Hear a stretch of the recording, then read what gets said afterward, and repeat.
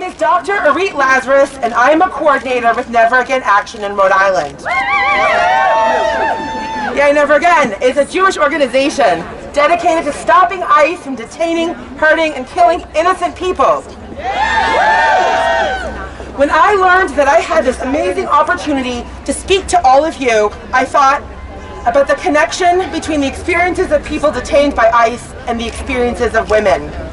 And sadly, the answer was trauma, especially sexual trauma. Louder? Okay, I'm gonna try holding it myself. Yeah, you can, sure thing. And then you try to...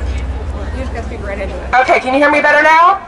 Yes! All right. Thank you! No problem. Keep telling me if you can't hear me. I'm getting over an ear infection, so I'm a little bit off today. All right. I'm going to be talking about trauma today as a women's issue. I'm a clinical psychologist, and I specialize in complex trauma. I'm frequently enraged by all the ways that our society is not trauma-informed.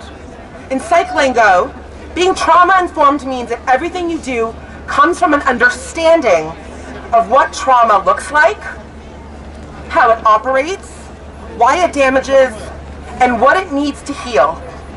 Instead, we see the opposite, a society set up to create trauma using a very simple formula, putting people in positions of power who have unmet needs, a sense of entitlement, and lack of empathy. As long as trauma remains invisible, it is easy to replicate. Some say inspiration comes from positivity and stories of outlier exceptionalism. I say inspiration comes from truth. Trauma needs to be named. Pain needs to be witnessed. And to liberate ourselves, we have to act from a place of deep knowledge and authority about our own experiences. We as women, along with our non-binary siblings, viscerally know in our bones what it means to have our boundaries violated. But too many of us don't even have the language to talk about these violations. They fear God! Say it again? They fear God, that is true. Thank you. Can everyone hear this? It's a really, yeah. When we don't have language for our traumas, it makes it easier for someone else to superimpose their narrative over our own. In their version, nothing bad has happened. We get gaslit and feel crazy. It would be easier if the person hurting us said, I am assaulting you right now because I have a deep-seated need to feel powerful and I don't consider you a person. I feel less self-loathing when I take my anger out on you. After this, you will feel vulnerable, ashamed, confused, and hurt. But they don't, and violations remain unseen and therefore tolerated. I am a keeper of secrets, so I know what many of you have endured, and I see the cost in ways that victims cannot. When we have been violated, we develop symptoms. And when we don't have words for our symptoms, we develop shame. And so we start to doubt ourselves. And then we cannot finish a school assignment, or make that networking phone call, or finish a beautiful sculpture, or write that chilling short story, or go traveling, or discover a new technology that will help our environment, or date the healthy person who is interested in us. The cost includes all opportunities not available to us while we are struggling to survive. Men are consistently shocked at the efforts that women take not to be assaulted. Imagine if the perpetrator had to bear the impact.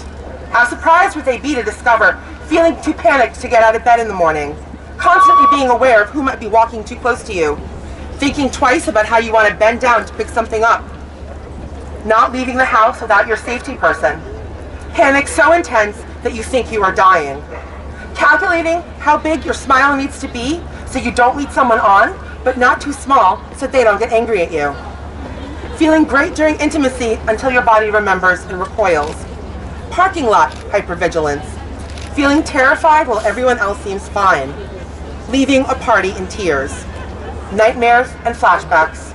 The cost is enormous and compounds.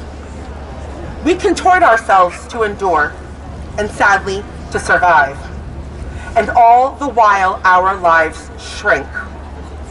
So today I say, name the pain and name the violations, and then unapologetically, which I think is the word of the day, unapologetically take up space.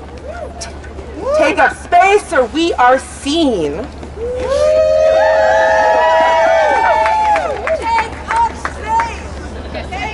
Take up space. Take up space. Take up space. Take up space. Let's start right now by using the space that is available to us in this moment. All right? You may need to put your signs down, but I want everyone to put their arms up in the air and look at all the space around us that we don't use on a daily basis. Right? All the space we walk around. Women are supposed to take up as little space as possible, except for certain body parts that's supposed to be on display. Alright? Take up that space. Give yourself permission to take up space. Your thoughts, your feelings, your experiences, your narratives. Let them fill up all around you. Take up space so we are heard, and keep making the invisible visible. Thank you.